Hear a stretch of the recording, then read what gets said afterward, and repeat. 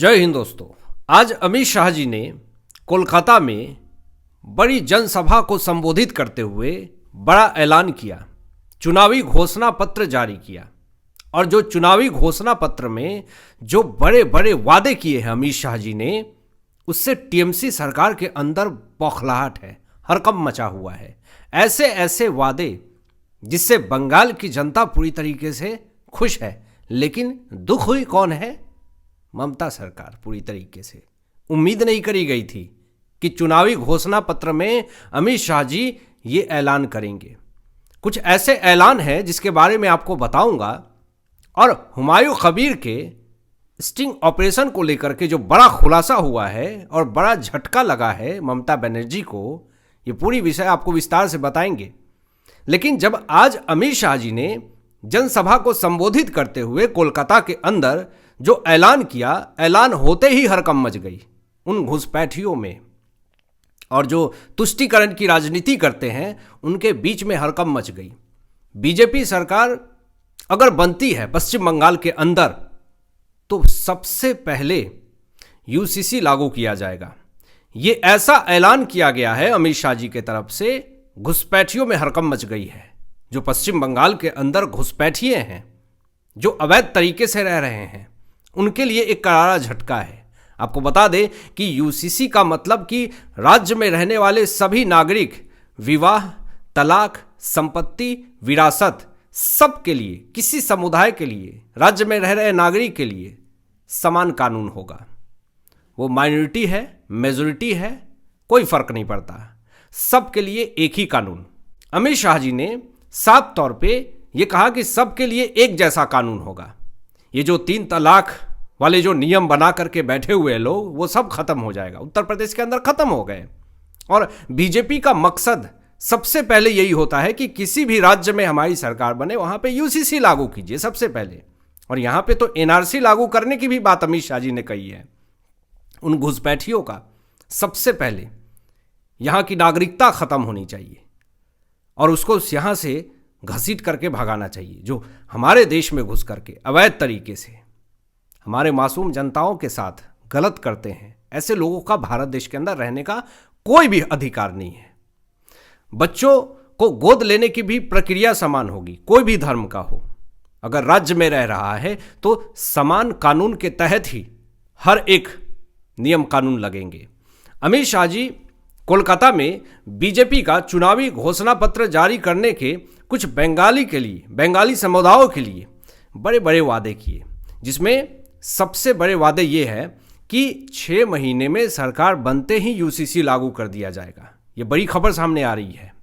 और घुसपैठ पर एक बड़ी ऐलान करते हुए अमित शाह जी ने उन तमाम घुसपैठियों को, उन तमाम रोहिंग्या बांग्लादेशियों को और उन तमाम सपोर्टर्स को जो यहाँ पे फर्जी तरीके से वोट ले रहे थे, उनको एक करारा जवाब दे दिया है।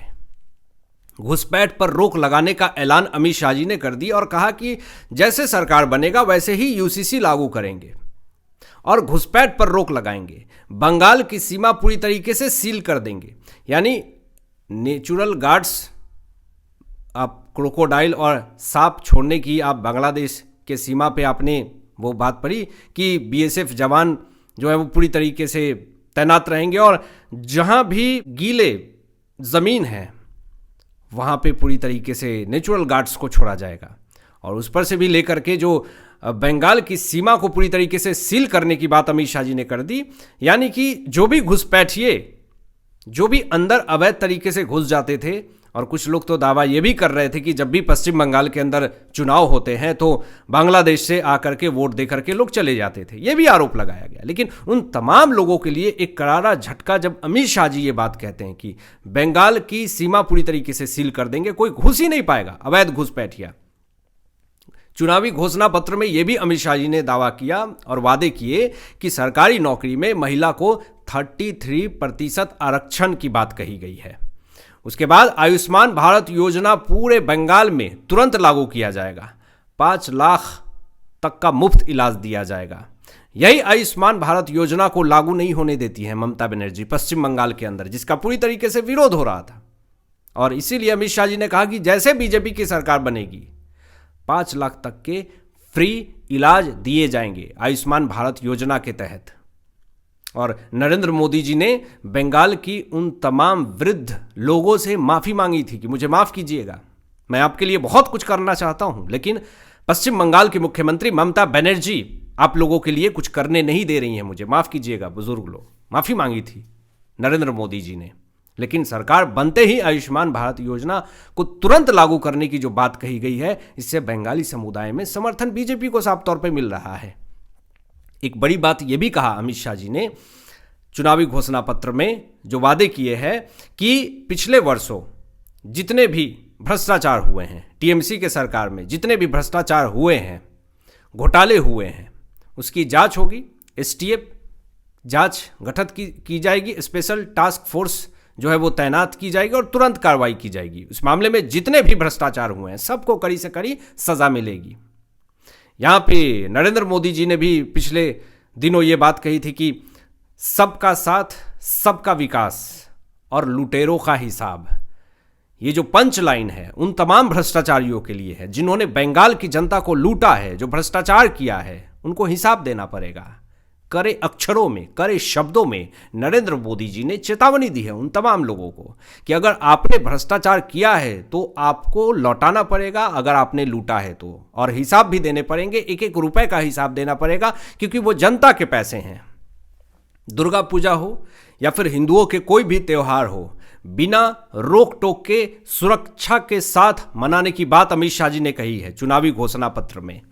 लक्ष्मी भंडार योजना के तहत जो ममता बनर्जी जो लोगों को पैसे बांट रही थीं, ये भी एजेंडा पूरी तरीके से फेल कर दिया बीजेपी ने। लक्ष्मी भंडार योजना के तहत जनरल को 1000 रुपये ममता बनर्जी दे रही थी और SC ST को 1200 रुपये दे रही थी। आज के डेट में घर से निकल जाइए, अगर 2 बच्चे हैं और पति पत्नी हैं तो आप निकलते हैं, तो आप मार्केट में जाते हैं, किसी मीडियम रेस्टोरेंट में बैठते हैं तो 500 से 600 रुपये का आराम से आप खा लेंगे, 700 भी लग जाएंगे।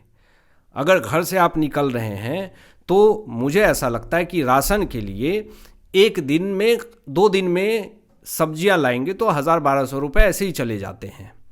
तो ये 1000-1200 रुपये से किसी की आर्थिक स्थिति तो मजबूत नहीं होगी। आपने रोजगार नहीं दिया, आपने 1000-1200 रुपये दे करके आपने आर्थिक मदद भी नहीं करी। बंगाल की जनता ये कह रही है कि लक्ष्मी भंडार योजना से हमें कोई भी फायदा नहीं हुआ, लेकिन अब इसके बाद जो चुनावी घोषणा पत्र में अमित शाह जी ने जो ऐलान किया, कहा कि ठीक है, महिलाओं के लिए हम 3100 रुपये महीना देंगे, यानी साल में 37,000 रुपये। आर्थिक मदद इसे कहते हैं, सीधा 3 गुना। 1000 रुपये 1200 रुपये में आज के डेट में क्या होता है, लेकिन 3100 रुपये में राशन पानी तो महीने भर का आ जाएगा, और ऐसे भी राशन तो दे रही है सरकार। तो ये एक आर्थिक मदद हुई उनके लिए जो वृद्ध हैं, जो कि बाहर नहीं निकल पाएंगे, जो काम नहीं कर पाएंगे, उनके लिए एक अच्छा मदद हो जाएगा सरकार की तरफ से। तो चुनावी घोषणा पत्र में जो ऐलान हुआ है, जो वादे किए गए हैं अमित शाह जी की तरफ से, पूरा समर्थन मिल रहा है। यहाँ पे ये भी भड़काने का कोशिश किया गया ममता बनर्जी की तरफ से कि देखिए, बीजेपी की अगर सरकार बनती है तो दिल्ली से कोई भाजपा नेता आएगा और मुख्यमंत्री बनेगा और बंगाल के ऊपर शासन करेगा। कहने का मतलब ये कि कोई बंगाली सीएम नहीं बनेगा, दिल्ली से कोई सीएम आएगा और आपके ऊपर राज करेगा। इस पर अमित शाह जी ने सख्त चेतावनी दी और ऐलान किया, तुरंत पलटवार किया कि बिल्कुल नहीं, बंगाल में जन्मा, बंगाल का कार्यकर्ता बंगाल का सीएम बनेगा, कोई कहीं से नहीं आएगा, यहीं का रहने वाला ही मुख्यमंत्री बनेगा। इसके बाद से ममता बनर्जी पूरी तरीके से बौखला गई, क्योंकि इस बार मूड में नहीं है बीजेपी। एक एक छोटे से छोटे वार को भी तुरंत पलटवार कर रही है बीजेपी, चाहे वो नरेंद्र मोदी जी हों चाहे अमित शाह जी हों। इस बार मूड में नहीं है सुनने के, इस बार तुरंत पलटवार देना है। दूसरी तरफ ये एक बड़ी तेजी से वीडियो वायरल हुई, टीएमसी के पूर्व विधायक हुमायूं कबीर की। एक स्टिंग ऑपरेशन होता है और वीडियो जारी करी जाती है टीएमसी के तरफ से। उस स्टिंग ऑपरेशन में हुमायूं कबीर ये कह रहे हैं कि देखिए, बीजेपी जो है 1000 करोड़ रुपए का मुझे ऑफर दी है, जिसमें 200 करोड़ रुपए एडवांस की बात की गई है। ऐसे तमाम जो है वीडियो लीक की गई टीएमसी के तरफ से, और हुमायूं कबीर पूरी तरीके से ऐसा लग रहा हो जैसे वो बौखलाए हुए हैं। ये कह रहे हैं कि मानहानि का केस करेंगे, हमें फंसाया जा रहा है, ये है वो है, एआई वीडियो है। हुमायूं कबीर ये बात कह रहे हैं। बीजेपी ने कहा कि हुमायूं कबीर की औकात तो 200 करोड़ रुपए की नहीं है, जो ये बात वो कह रहे हैं। और अमित शाह जी से जब ये पूछा गया तो अमित शाह जी ने ये कहा कि ऐसे 2000 AI deep fake video Mamata Banerjee बनवा सकती हैं, ये वीडियो पूरी तरीके से फर्जी है, बीजेपी ऐसा कोई काम नहीं करती है। और हाथ मिलाने की बात हुमायूं कबीर से कही गई तो सीधा अमित शाह जी ने यह कहा कि हम ऐसे लोगों के साथ हाथ नहीं मिलाएंगे जो बाबर को सपोर्ट करता है, जो बाबरी मस्जिद बनाने की बात करता है।